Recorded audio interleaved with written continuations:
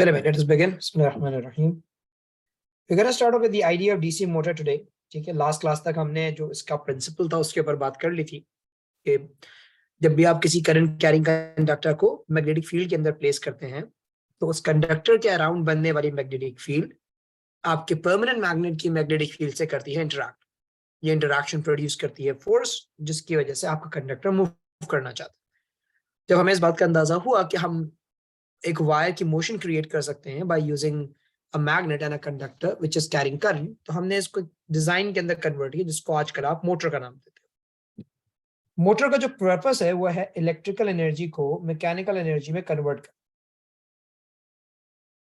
Electrical energy convert हो रही होती है इसमें मैकेनिकल एनर्जी। मैकेनिकल में जनरली काइनेटिक का पोर्शन होता है कि जो इलेक्ट्रिकल एनर्जी आप ट्रांसफर करते हैं वो काइनेटिक एनर्जी में कन्वर्ट होती है, क्योंकि मोटर रोटेशन का प्रोड्यूस करने का काम कर रही होती है। आप उसे बैटरी के थ्रू या मेन सप्लाई के थ्रू करंट सप्लाई करते हो, जिसकी वजह से आपको रोटेशनल आउटपुट जो है वो मिल रहा है। अब यहाँ नीचे जो डायग्राम आपको बनी हुई नजर आ रही है, that's a simple schematic diagram of a DC motor. कुछ मेन कंपोनेंट्स हैं मोटर के जो उसमें यहाँ पे आपको दिखाए गए। ऐसे तो लाजमी बात है, बहुत कॉम्प्लेक्स होती है, इतनी सिंपल नहीं होती, पर बेसिक कंस्ट्रक्शन उसकी यही। इन बेसिक कंस्ट्रक्शंस में आपके पास यहाँ पे आते हैं परमानेंट मैग्नेट्स, जिनकी वजह से प्रोड्यूस होती है आपकी एक परमानेंट मैग्नेटिक फील्ड। उन परमानेंट मैग्नेट्स के दरमियान में आपने प्लेस किया हुआ है ये एक कॉइल ऑफ वायर। ये स्टिफ वायर है, फ्लेक्सिबल नहीं है, सही है, ये स्टिफ वायर है और उसको इन येलो कलर के स्प्लिट रिंग्स के साथ कनेक्ट कर दिया गया। ये जो येलो कलर की चीजें हैं, जिसको ये हमने सिंबॉलिकली रिप्रेजेंट किया हुआ है कम्यूटेटर सेगमेंट, इसको अक्सर आप स्प्लिट रिंग भी कहा करते हैं। स्प्लिट रिंग्स, स्प्लिट रिंग बोलने का इसका मकसद ये है, ये एक रिंग है जो बीच से स्प्लिट हुआ हुआ है, सेपरेट हुआ हुआ है, बीच में आप देख सकते हैं गैप है। जिस चीज को आपके पास यहाँ डायग्राम में येलो बनाया गया है, ये वो पोर्शन है जो रोटेशन क्रिएट करने का काम, मतलब this is something which actually rotates. Motor में जो चीज घूम रही होती है वो ये चीज घूम रही होती है, see this coil and this split ring. उसके साथ बैक पे जो चीज अटैच हुई है, these are called carbon brushes. तो कार्बन ब्रशेस में इनका एक पर्पस होता है कि क्यों लगाई गई है और कार्बन की ऐसी क्या खास बात थी। जनरली ये ग्रेफाइट के बने हुए होते हैं, नाम तो है कार्बन ब्रश, लेकिन आप खुद भी ये बात जानते हैं कि कार्बन का एलोट्रोप है आपके पास एक ग्रेफाइट। तो ये कार्बन ब्रशेस क्यों लगाए जाते हैं, इसका पर्पस क्या, अभी थोड़ी देर में हम बात करेंगे। लेकिन these rings are actually, when they're moving, they're sliding on these carbon brushes. These gray parts, they're stationary, they're not moving. Only the yellow part actually moves. And yellow part में आपके पास we have this coil and these split rings which actually perform rotational motion. और इन carbon brushes के साथ आपने एक battery attach कर दी होती है, जिसका काम होता है आपके पूरे सर्किट को करंट सप्लाई करना। ये क्योंकि ब्रशेस ग्रेफाइट के बने हुए होते हैं और हमें पता है ग्रेफाइट इज अ कंडक्टर, तो होता यह है कि when current emerges from the positive terminal of battery, तो आपके ग्रेफाइट से होता हुआ, स्प्लिट रिंग से होता हुआ और कॉइल में जाता है, फिर कॉइल से ट्रैवल करता हुआ split ring, brush and then back to the negative terminal of the battery. आपके पास करंट इस तरह से आपके पूरे इस कॉम्बिनेशन के अंदर ट्रैवल करने का काम कर रहा है। अब यहाँ पे हर एक चीज का एक पर्पस है, उस पर्पस के ऊपर हम बात करते हैं। अली डायग्राम कॉपी करने की जरूरत नहीं है, आप इसको भले प्रिंट करके अपने पास पेस्ट कर लेना, क्योंकि नया डायग्राम बनाने को भी नहीं आती पेपर में, इस वजह से you don't need to worry about. इसमें दो चीजें हैं जिसके बारे में आपको पर्पस का पता होना चाहिए। सही, बाकी तो बहुत कॉमन है कि भाई मैग्नेट्स का क्या काम है, मैग्नेट्स का काम मैग्नेटिक फील्ड बनाना है, वरना फोर्स किस पे लगेगी। सही, कौन फोर्स अप्लाई करेगा। और कॉइल का काम क्या है, कॉइल क्या काम ये है कि अपने अंदर करंट कैरी करेगा, जिसको आपने यहाँ पे आर्मेचर बोला हुआ है। It's nothing but a coil of wire. Armature is nothing but a coil of wire, जिसका काम है रोटेशन करना, अपने अंदर से करंट ट्रेवल कराना और आगे लगी हुई किसी भी चीज को घुमा देना। पता है, इस कॉइल के आगे यहाँ पे आपने कोई भी डिस्क वगैरह अटैच कर देनी होती है। तो जब ये कॉइल घूमता है तो जो भी चीज उससे अटैच हुई हुई होती है वो भी घूमना शुरू हो जाता है। जिन दो चीजों का पर्पस आपको टेक्निकली पता होना चाहिए, उसके अंदर आपके स्प्लिट रिंग्स और कार्बन ब्रशेस, इन दो का पर्पस आपको पता होना चाहिए, क्योंकि इनका पूछा भी जा सकता है आपसे पेपर में।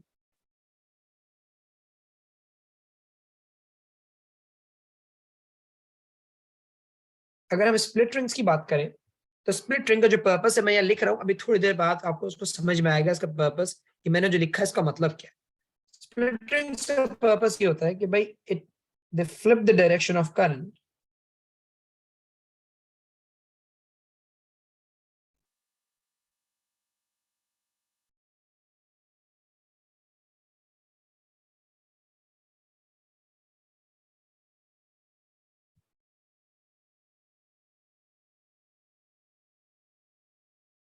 when the coil crosses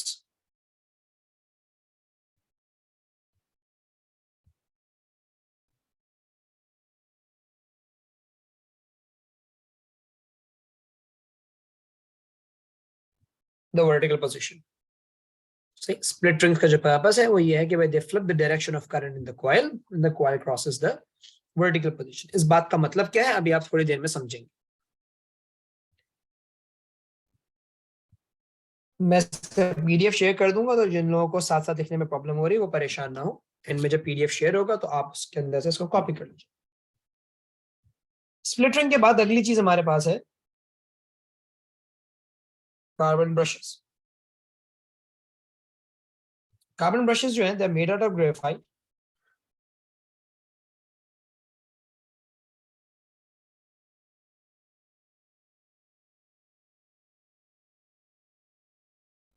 carbon brushes जो है they are made out of graphite and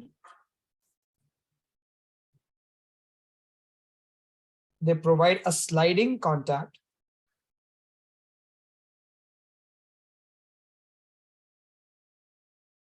they provide a sliding contact। Sliding contact का मतलब ये है कि ये जो आपका स्प्लिट रिंग था, सही, ये इस कार्बन ब्रश के ऊपर घूम सकता, तो रिंग घूम रहा होगा आराम से और ब्रश जो है वो अपनी जगह फिक्स्ड होगा, तो स्लाइड करने वाला कॉन्टैक्ट अवेलेबल है। कि रिंग के घूमने से ऐसा नहीं होगा कि आपका बैटरी के साथ जो वायर का कनेक्शन है वो टूट जाए, ये नहीं होगा, आपके पास कनेक्शन बना रहेगा। सही, और स्लाइडिंग वाला contact, so they provide a sliding contact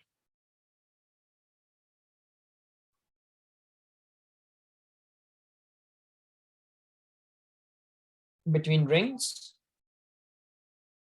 and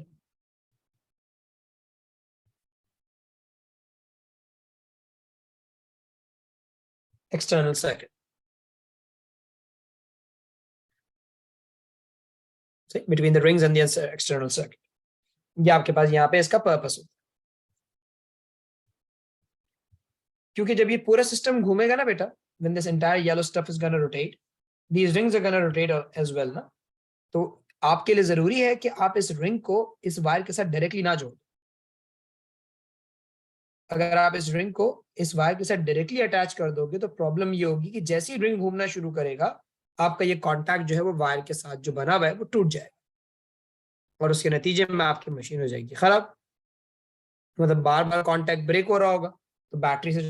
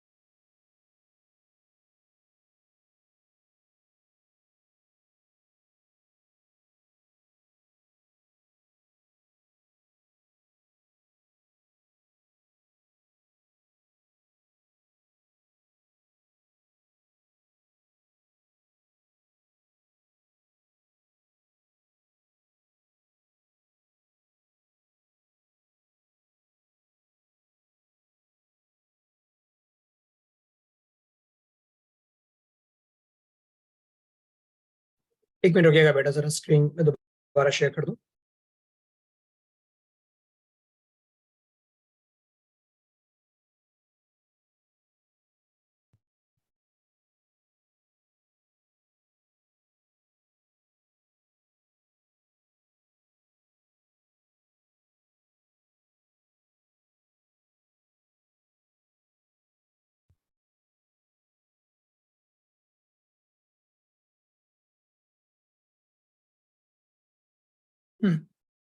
तो हम बात इस चीज के ऊपर कर रहे थे कि we need this particular type of contact, otherwise जो वायर हम डायरेक्टली आपके स्प्लिट रिंग से कनेक्ट करते, वो कनेक्शन ब्रेक हो जाता जब आपके पास ये रिंग रोटेट करना शुरू करता। अब आगे की तरफ हम जरा बढ़ते। मैं अगर एक छोटी सी इसकी वर्किंग लिख दूं कि भाई डीसी मोटर काम कैसे कर रही होती है, तो वर्किंग में हम ये कहते हैं कि भाई when current passes through the coil,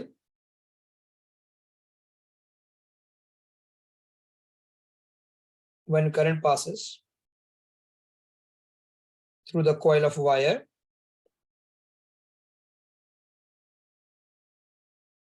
the magnetic field around it interacts with magnet's magnetic field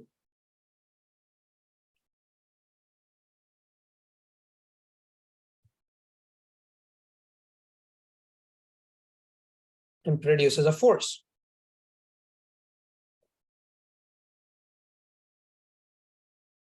This force is upwards on one side of the coil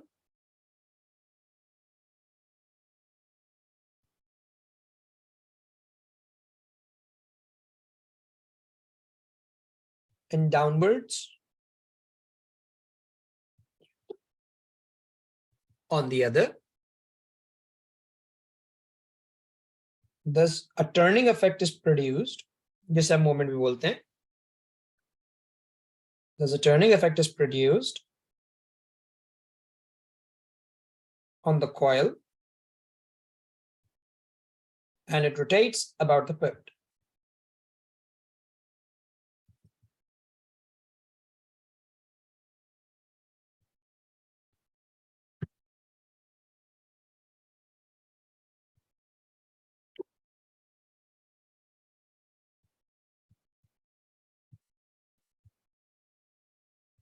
Okay, this is how this entire machine works.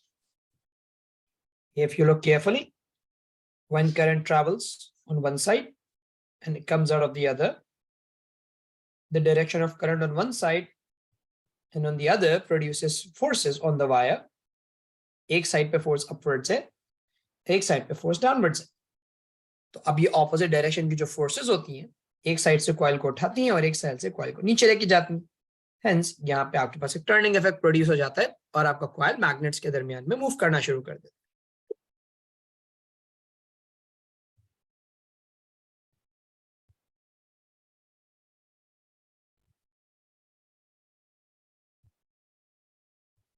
अब इस चीज से related एक छोटी सी बात और है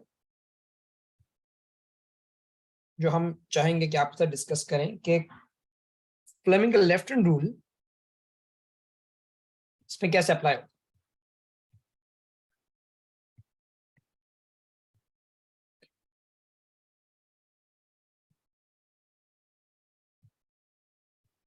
Fleming का लेफ्ट हैंड रूल अप्लाई करने के लिए मैंने अपने इस डीसी मोटर की एक डायग्राम ड्रॉ की है, थोड़ी सी सिंपल सी. इसमें मैंने एक टॉप व्यू दिखाया और एक फ्रंट व्यू दिखाया, मतलब मोटर को एक दफा ऊपर से शो किया और एक दफा फ्रंट से शो किया. तो आप देख सकते हैं कि भाई यहाँ पे मोटर को जब हमने अब ऊपर वाली डायरेक्शन से शो किया तो एक साइड पे नॉर्थ पोल है, एक साइड पे साउथ पोल है. मैंने हाईलाइट कर दिया है एक एंड.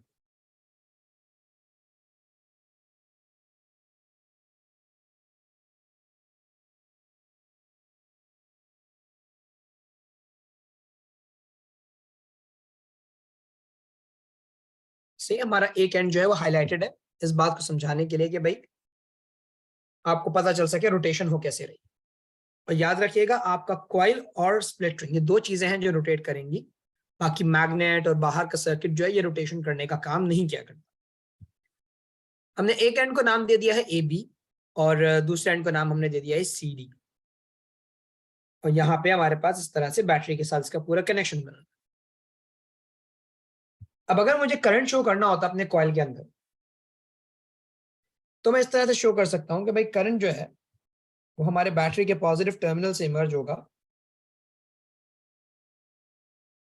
यहां से गुजरेगा, स्प्लिट रिंग और कार्बन ब्रश से कंडक्ट होता हुआ ए से बी जाएगा, बी से सी, सी से डी, देन बैक, फिर यहां ब्रश और स्प्लिट रिंग से कंडक्ट होके बाहर,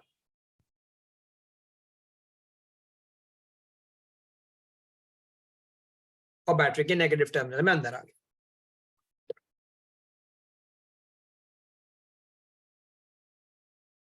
तो आपके पास इस वक्त करंट इस तरह से ट्रैवल कर, आप ए बी में देखें तो ए बी के अंदर जा रहा है करंट ए से बी, यानी काइंड ऑफ लाइक इनवर्ड्स, और सी से डी करंट बाहर की तरफ आ रहा है, दैट्स आउटवर्ड्स। तो मैंने क्रॉस और डॉट जो है वो अपने पास इन वायर्स के ऊपर मार्क कर। अब आप ये जानते हैं कि भाई there is a magnetic field, ठीक है, from north all the way to south.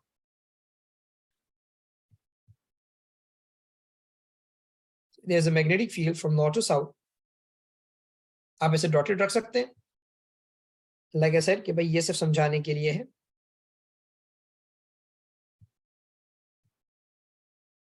अब फ्लेमिंग का लेफ्ट हैंड रूल अप्लाई करके आप फाइंड आउट कर सकते हैं कि आपके पास ए बी वाली साइड पे फोर्स कहाँ लगेगी और सी डी वाले वायर के एंड पे फोर्स किस तरफ लगेगी।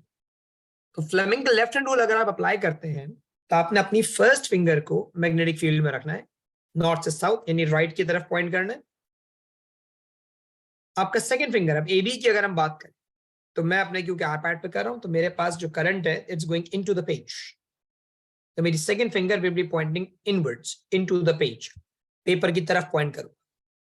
फर्स्ट फिंगर राइट की तरफ, सेकंड फिंगर पेज के अंदर, यानी ये कह लो first finger will be pointing towards south, second finger will be pointing into the page, तो my thumb will be pointing down the page. मेरा जो थंब होगा वो पेज के बॉटम की तरफ पॉइंट आउट कर रहा, जिससे मुझे अंदाजा होगा कि अच्छा भाई based on this the force on my wire A B is actually downwards.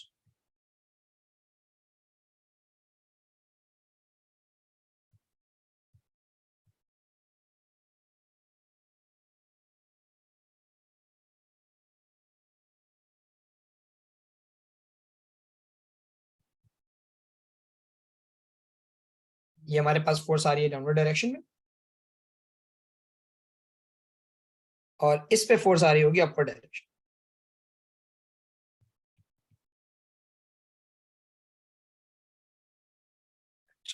इस पे फोर्स अपवर्ड क्यों आएगी, लाजमी बात है करंट उल्टा है। Fleming's left hand rule use करते हैं बेटा, Fleming's left hand rule.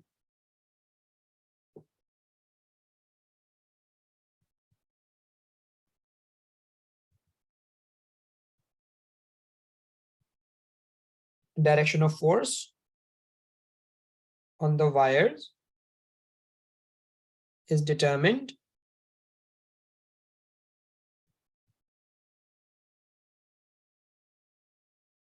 using Fleming's left hand rule.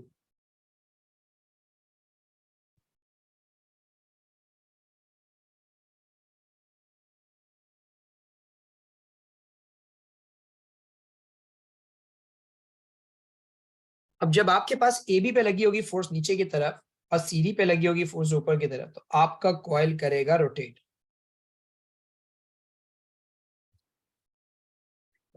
सही, आपके कॉइल में होगी rotation, A B is gonna move down, C D is gonna move up.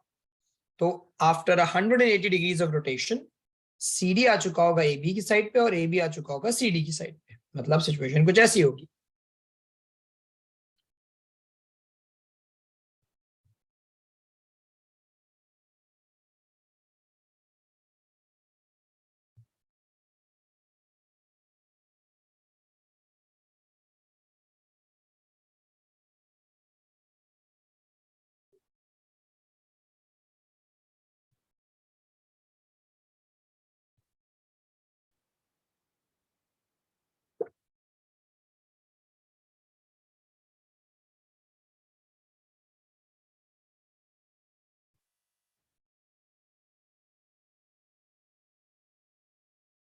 अब आप यहाँ पे देखोगे कि जब आपके पास ए बी वाला एंड राइट साइड पे है और ए बी सी डी वाला जो एंड है वो लेफ्ट साइड पे,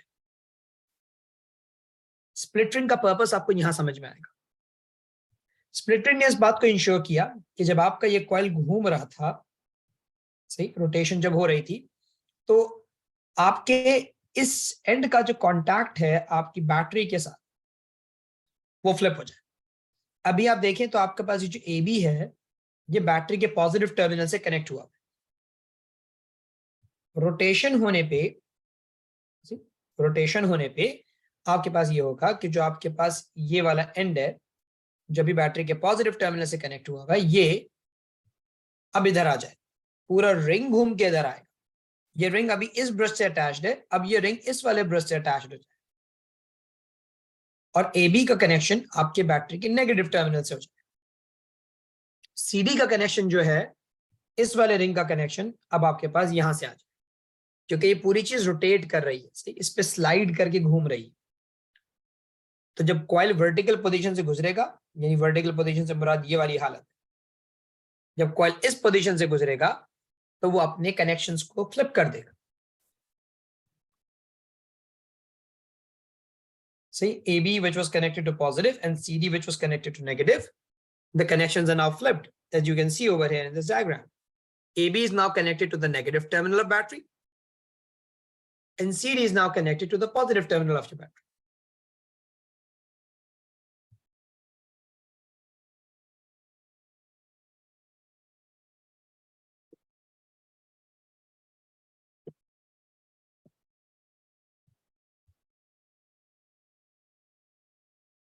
Brushes remain in their position, but the brushes are not going to move anywhere. It's just the rings that slide on the brushes. The rings and hence your entire circuit actually slipped on the brushes और अब आपके पास इनका connection जो है वो reverse हो चुका। तो अब आप देख सकते हैं कि भाई करंट तो वैसे ही आ रहा है, current is still coming out from the positive terminal of the battery, it's going inwards. Split ring और कार्बन ब्रशेस से होते हुए ये करंट ऊपर आएगा और इस तरह ट्रैवल करता हुआ ये करंट वापस बैटरी के नेगेटिव टर्मिनल में चला जाएगा। लेकिन इस बार क्या हुआ, पहले it was A be on the left hand side जिसमें करंट अंदर जा रहा था, इस बार सी डी है और करंट अभी भी अंदर ही जा रहा है। The current is going into the page और ए बी वाले एंड में अब current is coming out of the paper. ये इसलिए किया गया ताकि फोर्स की डायरेक्शन सेम लगती रहे। कोई सा भी एंड आए लेफ्ट हैंड साइड पे या कोई सा भी एंड है राइट हैंड साइड पे, जो उस पर फोर्स लग रही है वो फोर्स सेम डायरेक्शन में लगनी चाहिए। ये इसलिए जरूरी है क्योंकि अगर फोर्स की डायरेक्शन फ्लिप नहीं होगी, मतलब या तो आपकी फोर्स की डायरेक्शन चेंज हो जाएगी, तो कॉइल घूम नहीं सकेगा पूरा। अब अभी भी फ्लेमिंग का लेफ्ट हैंड रूल अप्लाई करो, आपको अंदाजा होगा कि हाँ, CD is experiencing a force in the downward direction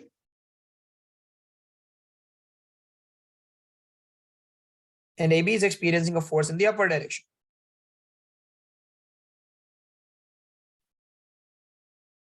वैसे देखने में तो AB पे फोर्स फ्लिप हो गई, लेकिन आप ये देखें कि डायरेक्शन ऑफ फोर्सेस अभी भी वैसी ही है कि आपका कॉइल इसी तरह से घूम सके एंटी क्लॉकवाइज डायरेक्शन में।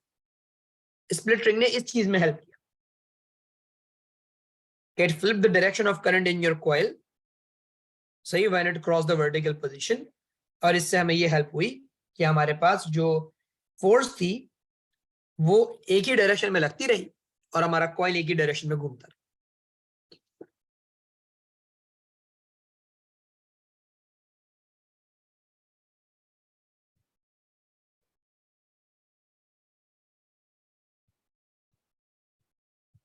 तो आप कह सकते हो कि after 180 degrees forces on the ends of coil A, B, and C, D flip so that coil continues to rotate in a complete circle.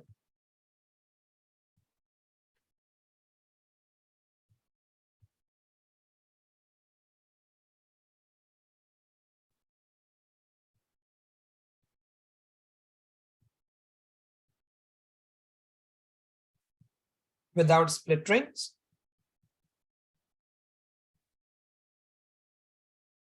rotation would not be possible.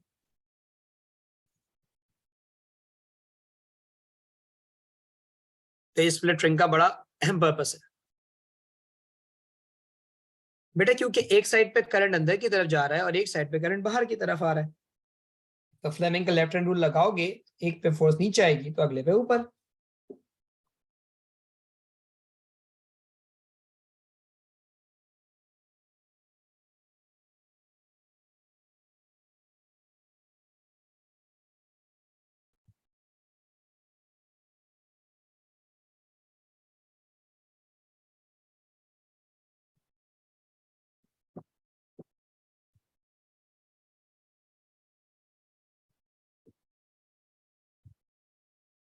So dot symbol is out of the page. Dot means current is coming out of the page.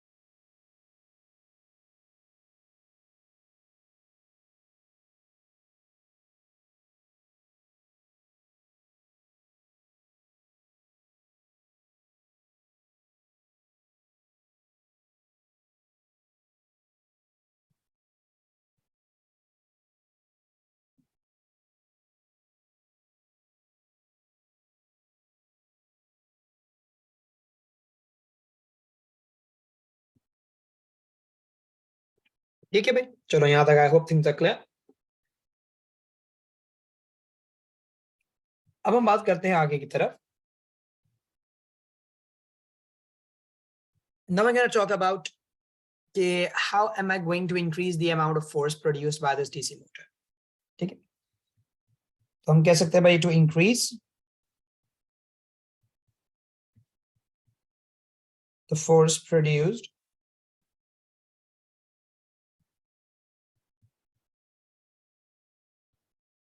by DC motor, हमारे पास एक option ये है कि आप magnet को strong कर दो,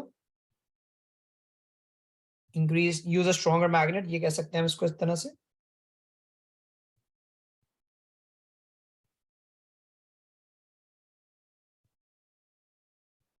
secondly हमारे पास ऑप्शन ये है increase the current in your coil.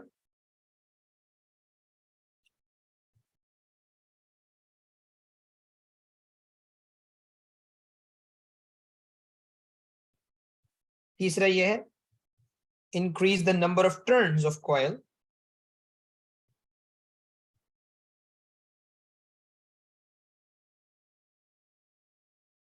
Number of turns बढ़ाने से ये होता है कि आपके पास ज्यादा length of wire magnetic field में आ जाती है और हर एंड के ऊपर फोर्स लगती है। मतलब आपके पास अभी तो ये था ना कि सिर्फ there was just one single end. If I increase the number of turns of coil of wire and I have like more number of turns over here, every single wire is going to experience a force। पहले it was just one end, तो सिर्फ एक पे force लग रही थी, अभी सब पे फोर्स लगेगी, तो ये सबकी फोर्सेस एड अप हो जाएंगी जिससे आपकी टोटल फोर्स बढ़ जाएगी। तो increase of number of turns आपके पास आपको आउटपुट फोर्स बढ़ा के देगा। एंड लास्ट हमारा ऑप्शन ये होता है भाई wind the coil on a soft iron core.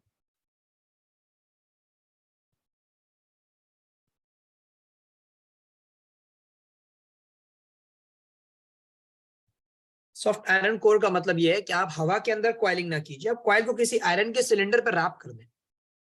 Iron असल में क्या करता है, आयरन एक ऐसा मैग्नेटिक मटेरियल है जो फील्ड लाइंस को अपनी तरफ पुल करता है। जब वो मैग्नेट की फील्ड लाइंस को अपनी तरफ अट्रैक्ट करता है तो फील्ड स्ट्रांग हो जाती है, क्योंकि जब फील्ड लाइंस नजदीक नजदीक आएंगी तो मैग्नेटिक फील्ड की जो स्ट्रेंथ है वो बढ़ जाएगी। अब जब मैग्नेटिक फील्ड की स्ट्रेंथ बढ़ेगी तो लाज़िमी बात है फोर्स ज्यादा आएगी। तो हमने बजाय, क्योंकि हम मैग्नेट की स्ट्रेंथ नहीं बढ़ा रहे, हमने सिर्फ वो जो फील्ड थी जो फैल रही थी पिछली मर्तबा, हमने सिर्फ ये किया कि उस फील्ड को एक जगह पे कॉन्सेंट्रेट कर। जिससे हमें वाला बेनिफिट हो. So we wind the coil on the soft iron core, and this helps us actually to like produce a stronger magnetic field and hence a greater force. So we have got this like 4 ways in which we can improve the force produced out of our DC motor.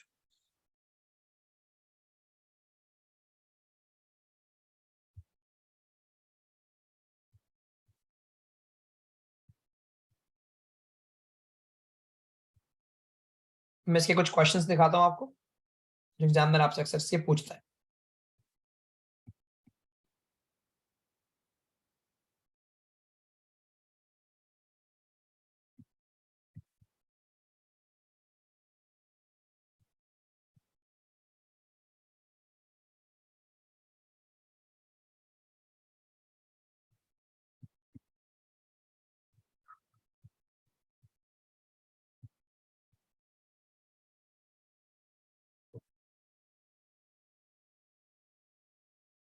जैसे there was this question over here in your past papers. I'm gonna copy it first.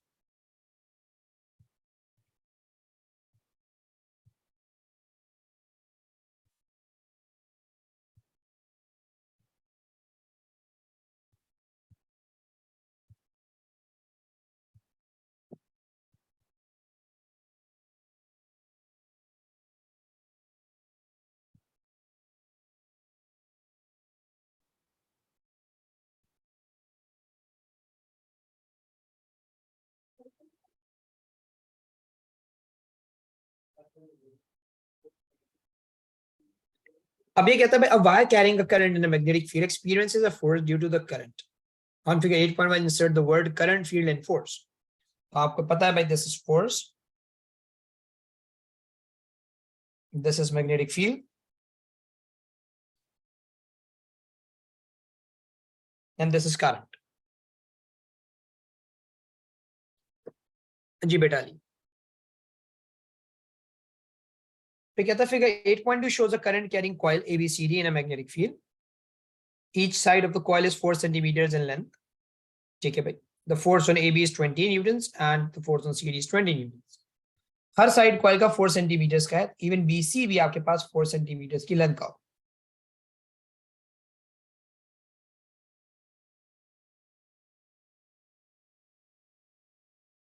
आपसे बोला जा रहा है calculate the total moment caused by these forces. Moment produce निकाल. देखिए ये है आपका पिवट. ठीक है. अब एक साइड पे लग रही है फोर्स अपवर्ड्स, एक साइड पे लग रही है फोर्स डाउनवर्ड्स.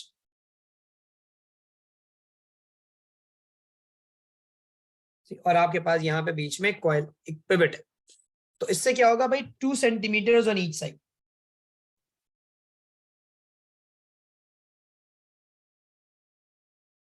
2 सेंटीमीटर हर साइड के ऊपर आपके पास डिस्टेंस आ गया. अब आप टॉर्क निकाल सकते हो. तो मोमेंट निकालने के लिए टॉर्क ऑफ अ कपल का जो कॉन्सेप्ट है वो लग रहा होगा यहाँ पे. आप कह सकते हैं कि सर फोर्स इंटू डिस्टेंस करें और उसको 2 से मल्टीप्लाई करें.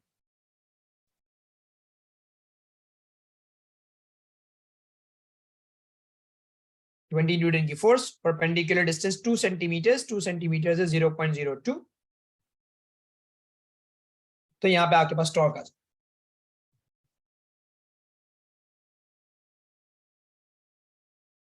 2 into 20 into 0.02, that becomes 0.8 Newton metres. इसको 2 से मल्टीप्लाई करने का मेरे बच्चे रीजन ये था कि ये फोर्स एक नहीं थी, ये दोनों एंड्स पे लग रही. तो डबल डबल मोमेंट प्रोड्यूस हुआ. एक इस वाले फोर्स ने करा और इस वाले फोर्स ने किया, इसलिए मैंने 2 से मल्टीप्लाई किया. फॉर्मूला तो वही होता है, फोर्स इंटू परपेंडिकुलर डिस्टेंस.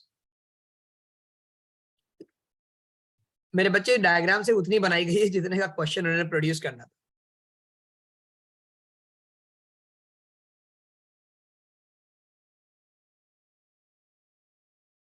ये पिवट है बेटा. Pivot is in the middle. ठीक है. जिसके अबाउट पूरा कॉइल घूमता है. तो ये पतली सी एक रॉड होती है जिसपे कॉइल लगा हुआ होता है ना.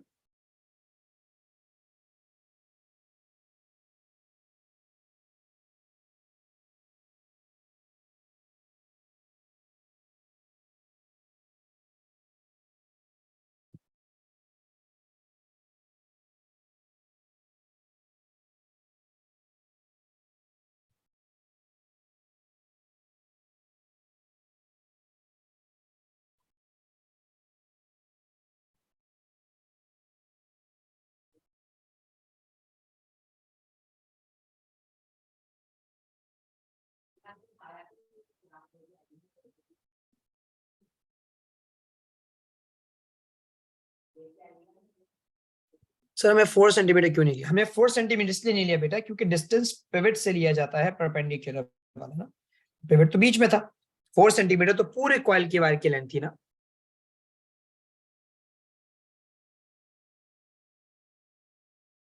और 4 सेंटीमीटर की वैल्यू गिवन थी बेटा आपके क्वेश्चन।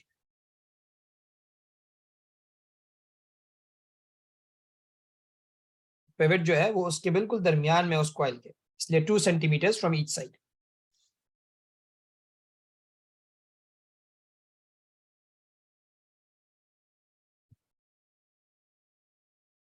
फिर बोलता था moment is increase by using a stronger magnet, state two other ways to increase this moment. दो और रास्ते बताइए। तो अब लाजमी बात है भाई, आपको अगर दो रास्ते और बताने के भाई किस तरीके से आप इंप्रूव कर सकते हैं अपने इस मोमेंट को, तो उसमें आप एक तरह से देख सकते हैं कि भाई use more current in your wire, जिससे फोर्स बढ़ जाएगी। और दूसरा आप सजेशन दे सकते हैं कि wind the coil on soft iron core, या you increase the number of turns of coil.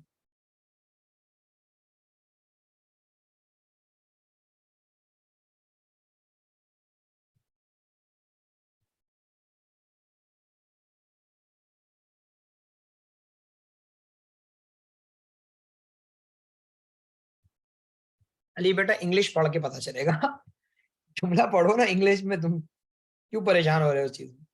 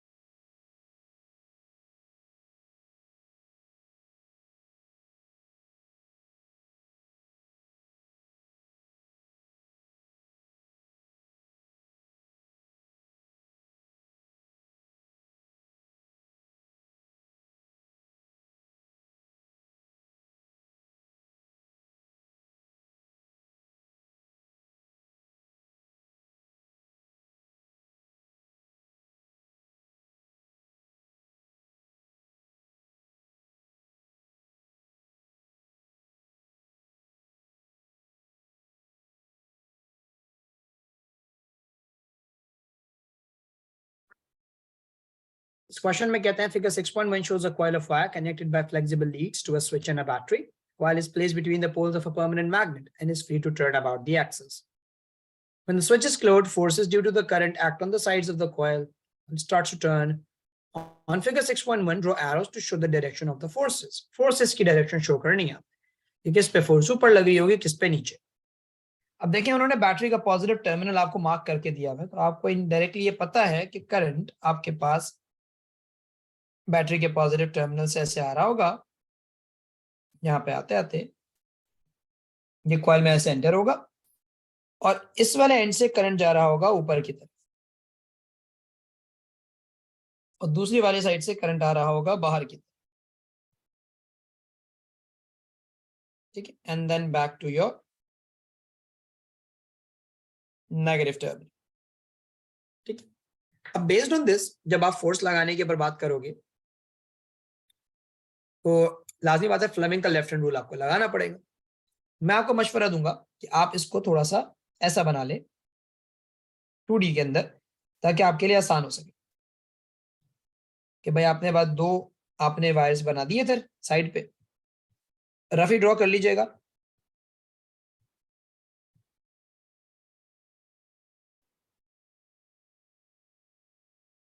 कि भाई we have this north pole over here, we have this south pole over here. ये वाला आपका जो कॉइल है वो ये रहा, और ये वाला एंड ये रहा। इसमें से करंट बाहर आ रहा है और उसके अंदर करंट अंदर जा रहा है। अब आपको शो करनी है फोर्स, आप फ्लेमिंग का लेफ्ट हैंड रूल लगाइए। फील्ड लाइन नॉर्थ से साउथ जा रही है, एक में करंट बाहर है, एक में करंट अंदर है। तो जिसमें करंट अंदर की तरफ जा रहा है, अगर आप उस पर ही वर्किंग करते तो उसमें थंब नीचे की तरफ पॉइंट करता, बॉटम ऑफ द पेज। अभी थोड़ी देर पहले हमने देखा हुआ भी है। तो इस पर फोर्स लगती है डाउनवर्ड डायरेक्शन के अंदर। और दूसरे वाले एंड पे लाजमी बात है क्योंकि करंट ऑपोजिट है तो फोर्स लगती है अपर डायरेक्शन के। तो मैं यहाँ पे मार्क कर सकता हूं कि भाई इस वाले एंड पे फोर्स लगेगी अपवर्ड्स और इस वाले एंड पे फोर्स लगेगी डाउनवर्ड्स।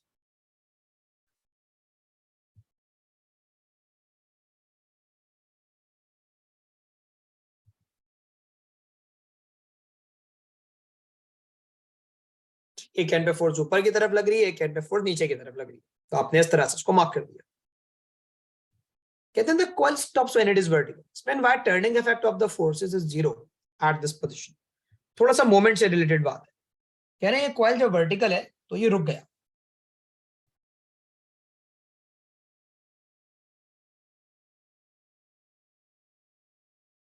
ये आपके पास जब कह रहे हैं कॉइल आपका इस तरह से है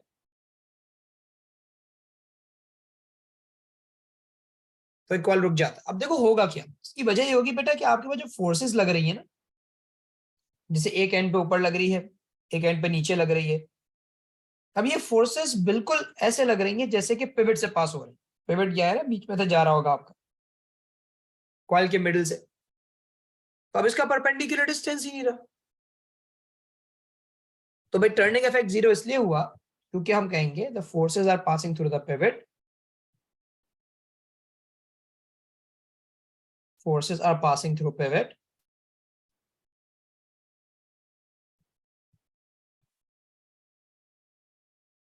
so their turning effect is zero. So, or should I say, so their perpendicular distance is zero.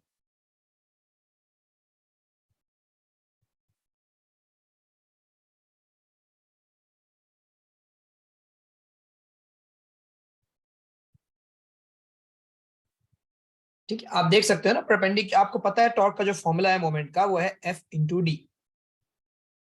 तो जब ये ही नहीं होगा, परपेंडिकुलर डिस्टेंस ही नहीं है पिवट से, तो फिर टर्निंग इफेक्ट कहां से क्या क्रिएट हो। टर्निंग इफेक्ट के होने के लिए, रोटेशन पैदा होने के लिए फोर्स को पिवट से थोड़ा डिस्टेंस पे लगना जरूरी होता है ताकि आपके पास रोटेशन तो प्रोड्यूस हो सके। अभी क्या हो गया, बिल्कुल फोर्स पिवट से पास होती हुई जा रही। मतलब ये ऐसी मिसाल है कि कॉइल को घुमाने के बजाय अब कॉइल को ऊपर और नीचे खींच रहे हैं, तो इससे रोटेशन थोड़ी पैदा होगी। रोटेशन तो इस वक्त प्रोड्यूस होती कि कॉइल हॉरिजॉन्टल होता और फोर्सेस वर्टिकल होती। तो आपके पास पिवट से लेके और फोर्स तक का एक परपेंडिकुलर डिस्टेंस आ रहा होता जिससे टॉर्क प्रोड्यूस होता और रोटेशन होती भी आपको नजर आ जाती।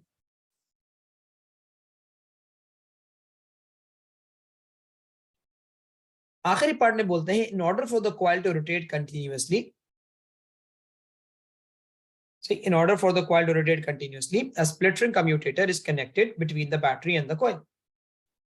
ठीक है भाई, अब वो कह रहे हैं कि पिछली मर्तबा हमारे पास स्प्लिट रिंग कम्यूटेटर नहीं था, हमने डायरेक्टली बैटरी को कॉइल से जोड़ा हुआ। कहते हैं in order for the coil to rotate, a split ring commutator is connected between the battery and coil. Explain how the split ring commutator enables the coil to rotate continuously. Split ring commutator की मदद से coil continuous कैसे घूम पाता है, क्यों घूम पाता है। You have to include a diagram in your answer as well. तो आप क्या करेंगे, आपका मशवरा देंगे ज्यादा कॉम्प्लेक्स ना बनाइएगा डायग्राम, आप एक सिंपल सी डायग्राम क्रिएट कर दें कि आपने यहाँ पे बना दिया let's say for example split ring,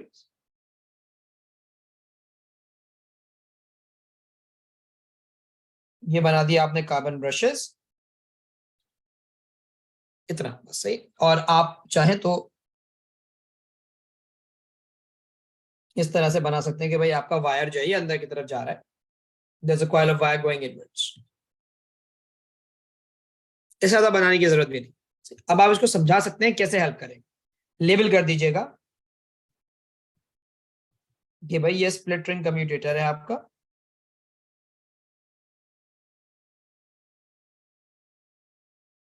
और ये कार्बन ब्रशेस।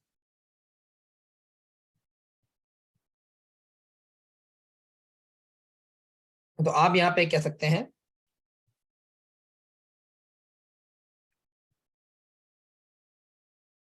कि भाई the split ring commutator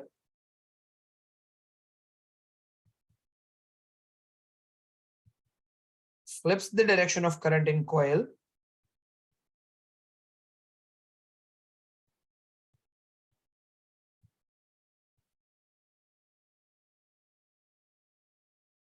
when it crosses vertical position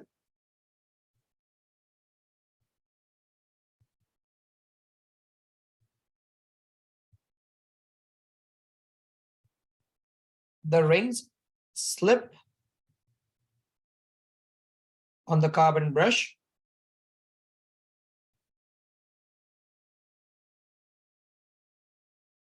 and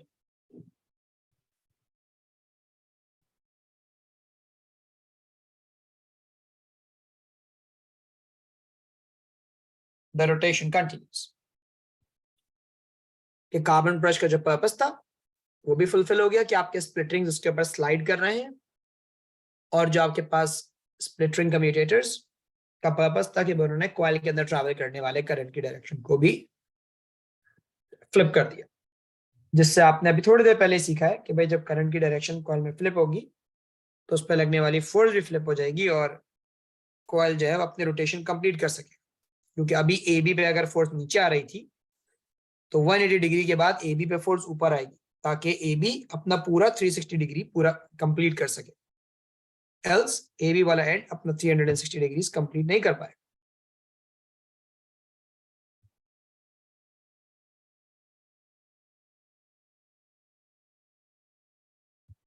Abdul मुसव्विर वो पास होगा बेटा करंट उसके अंदर से अभी भी। वर्टिकल पोजीशन इस केस के अंदर अगर आपके पास है तो आपके पास वायर का बैटरी से कनेक्शन जोड़ा हुआ ही है, तो करंट उसमें से पास बिल्कुल हो रहा।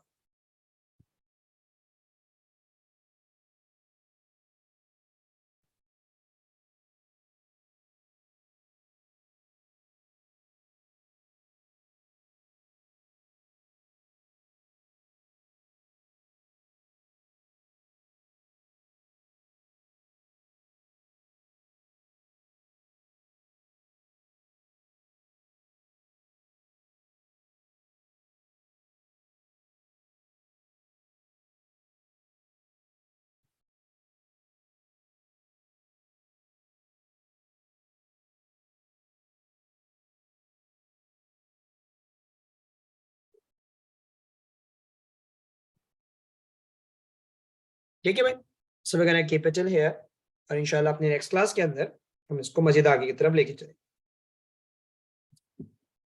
टिल देन टेक केयर, अल्लाह हाफिज।